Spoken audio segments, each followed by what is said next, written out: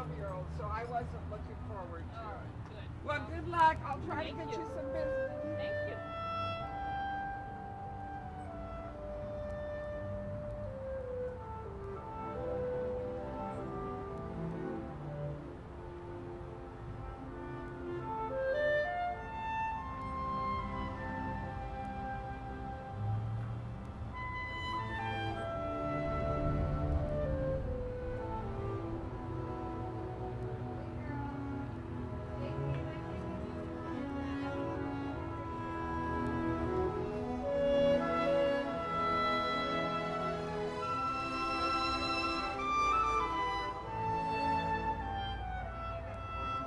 Girls, I want you to meet Joey.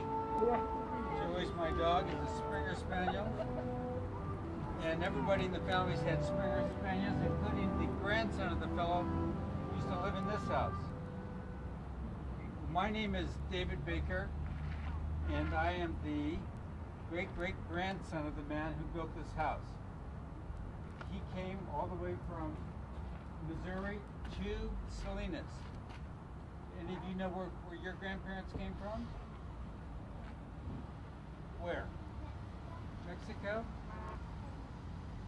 One from Jamaica and Switzerland. See, people from all over the world came to Salinas.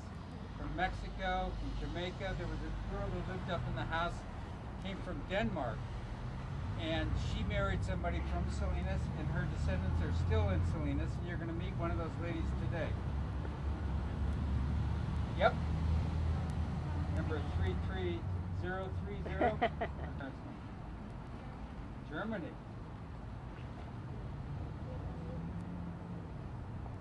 Where? Italy. Ah. Well, they came a long time ago, but all these immigrants came to Salinas, and I want to show you what the house of one of those immigrants today. And what you're going to do is go in the house and ring the doorbell, and cousin Elizabeth is going to answer, and she's going to show you Mabel's bedroom. Now, Mabel was your age when she came to Salinas, and she lived in that first bedroom. Mabel was my great-grandmother. She was a girl of about 13 or 14, moved to Salinas, she married her husband, and she and her husband moved back to the house. So we're going to visit with Elizabeth, and then we're going to go down and meet Ruth Andresen, and she's going to talk about early Salinas. A couple of times.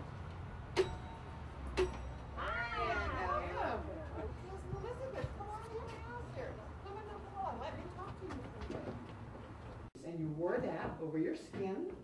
Then you wore pantaloons. Have you ever read any stories about pantaloons? Well, that's what those are right there, and the top is a camisole. And then you put your blouse on. So you could see there were lots of clothes and lots of wash for your mother to do. The bed came on a ship all the way around from New York, up around South America, up here, and there was a label put on it. They put it on the sand at Moss Landing. I bet most of you know where Moss Landing is.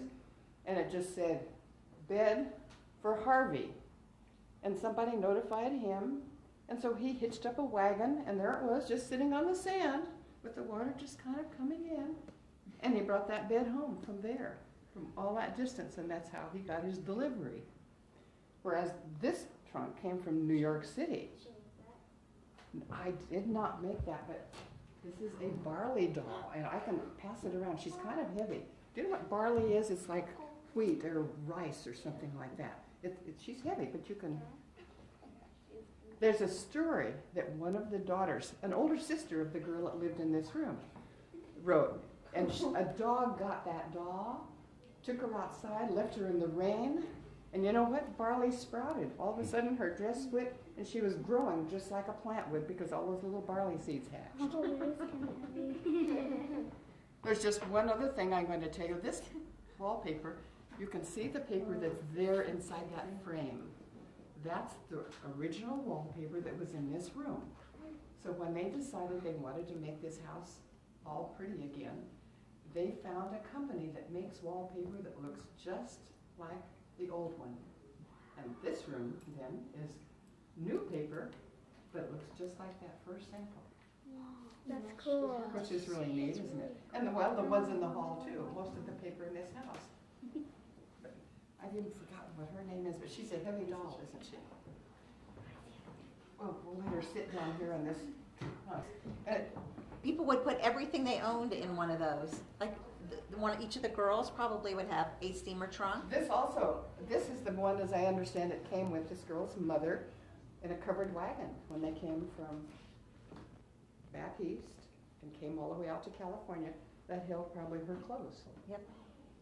Which So are no a lot of suitcase with clothes. rollers. I'm going to have you come down here. We'll go down the hall. Okay. And there's another lady back here. But when you go by, look at the frame on that picture. It's seashells. That was very popular back then. You have seashells on your picture frame. Think of the room.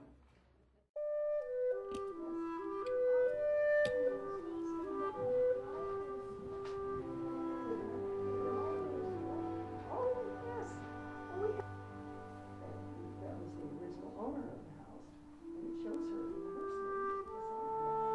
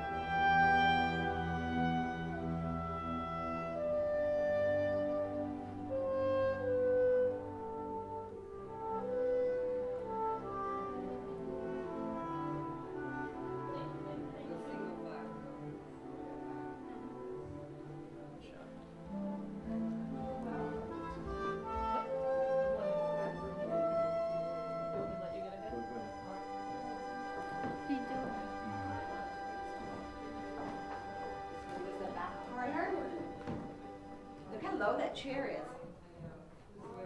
Wow. That's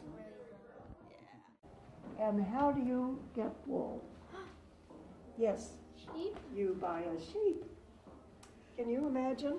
You would buy your own sheep, and then you would have to cut the wool off of it, cut the fleece off of it, and then you would have a nice product like this. And then you would wash it, comb it, fluff it up, and then you would spin it. Do you remember Sleeping Beauty? Yeah. And what was the name of that? Rumple. That was the name, Rumpelstiltskin. Remember him? Well, that was the story of the spinning wheel.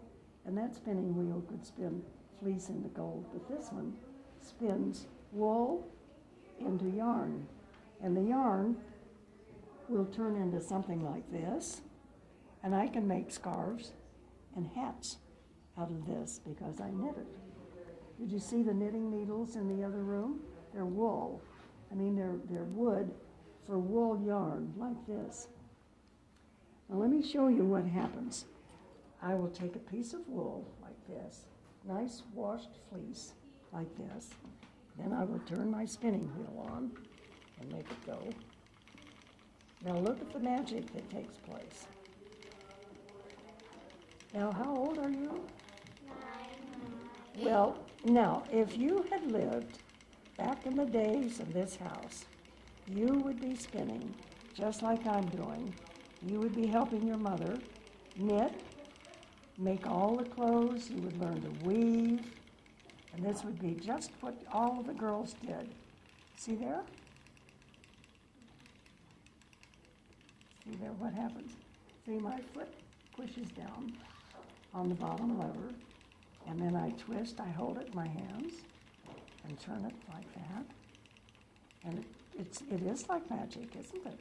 You can see why Rumpelstiltskin said that you could spin straw into gold.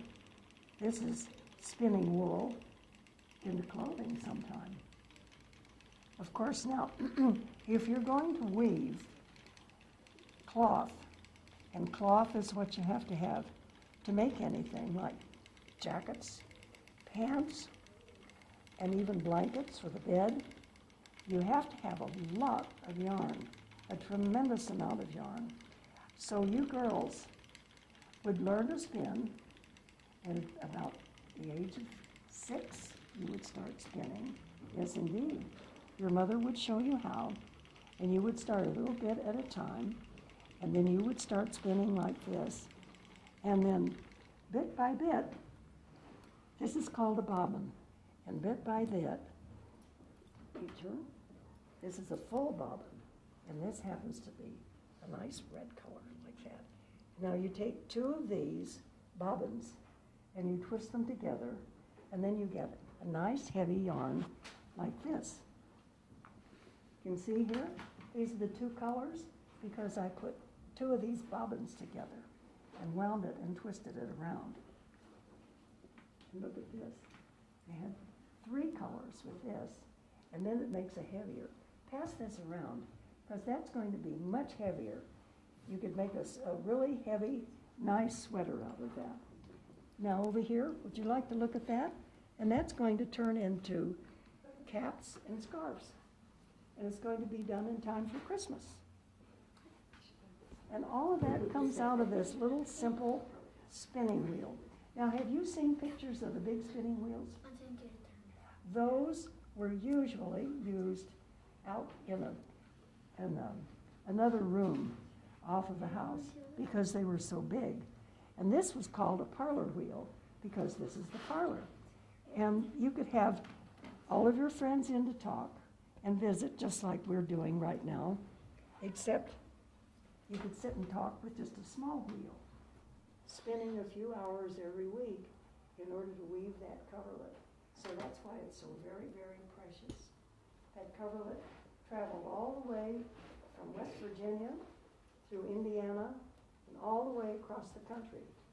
And it ended up here in Salinas, California. And just think you people can actually see it. And it's a very interesting coverlet because she had, just like this has 2 colors of yarn, she had 2 colors of yarn. She had blue and she had white. And she had a very, very wonderful pattern called Summer and Winter. And the trick was when you wove it, and someday we'll have a little loom out here for you to see how weaving takes place.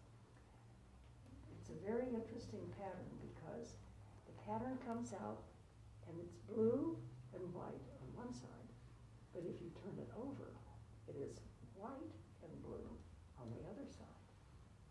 That was, and she learned to spin, and she did all that weaving on that coverlet, and we still remember her just to this day. I think that's a lovely weaving story, and a lovely spinning story. Someday, I hope you ladies will learn to spin. Would you like to do that?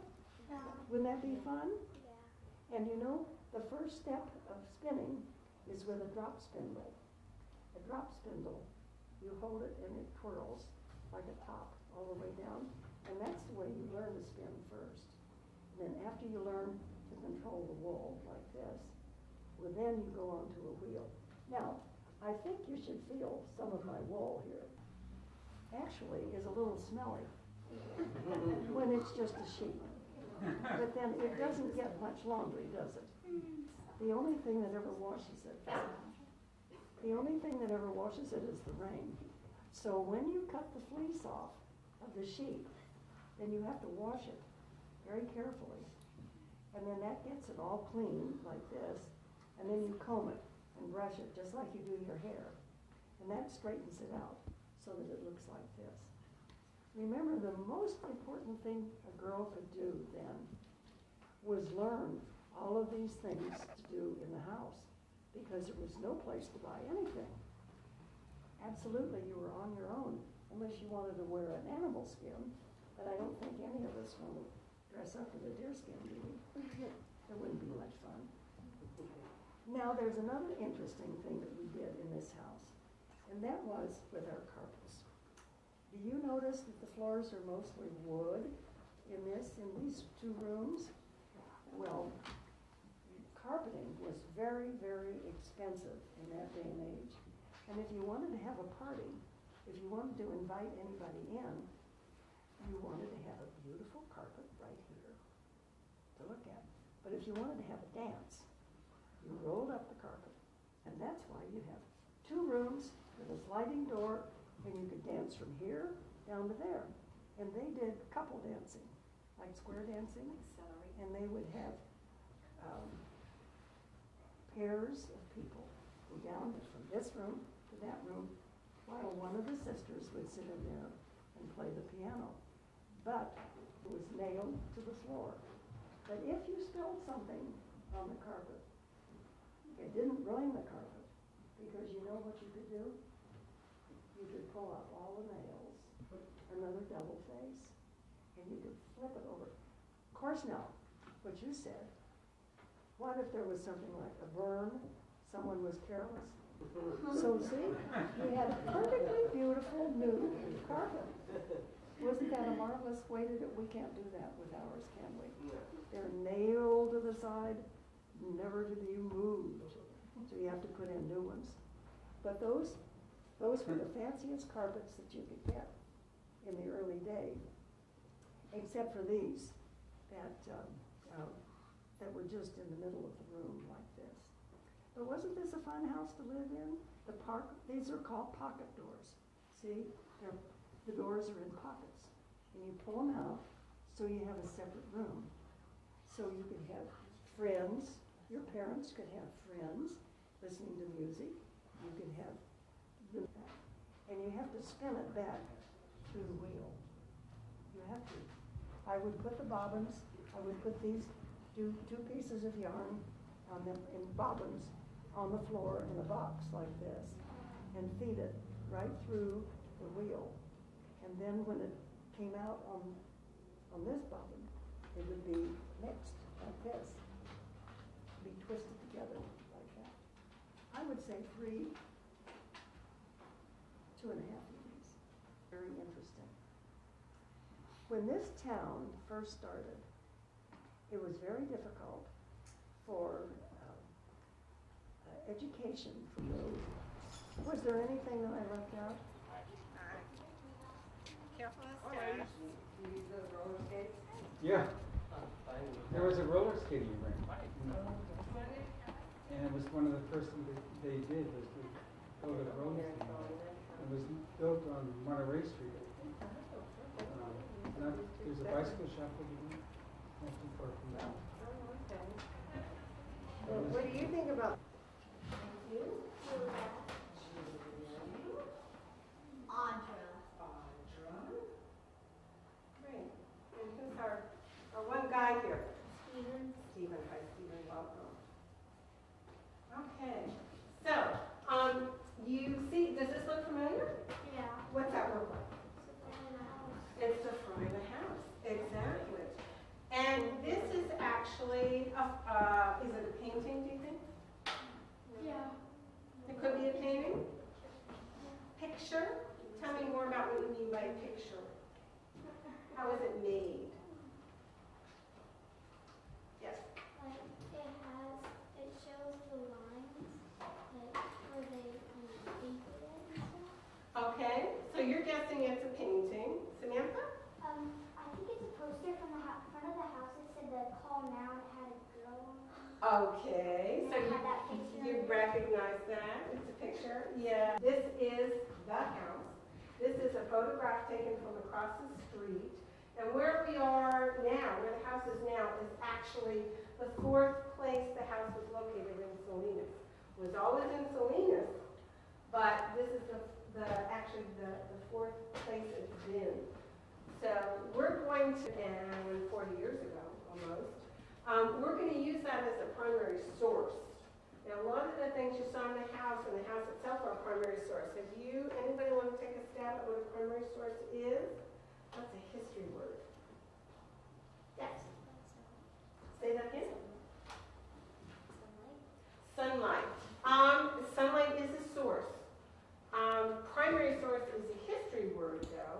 And primary source is something that we can look at that actually was made at this particular time in history. So we're going to look at the house as a primary source because we know that it was built, well, it was moved, this picture had been moved in 1874. It's an old house. And we're going to look at it to see what we can find out. It's a primary source. If 50 years ago somebody found my shoe, they could look at it as a primary source from now, because it was something that was made in this time period. So this house is a really important primary source. Now, if you would put your clipboard underneath on the floor by you, I'm actually going to give you a bigger clipboard. And I'm going to ask you to work in pairs. So each of you is going to get a clipboard because I each want you to write down. But you're going to be talking to a lot, talking to each other a lot. Okay, so I see you guys are already pairing up. That's very good. Okay. So put your name at the top.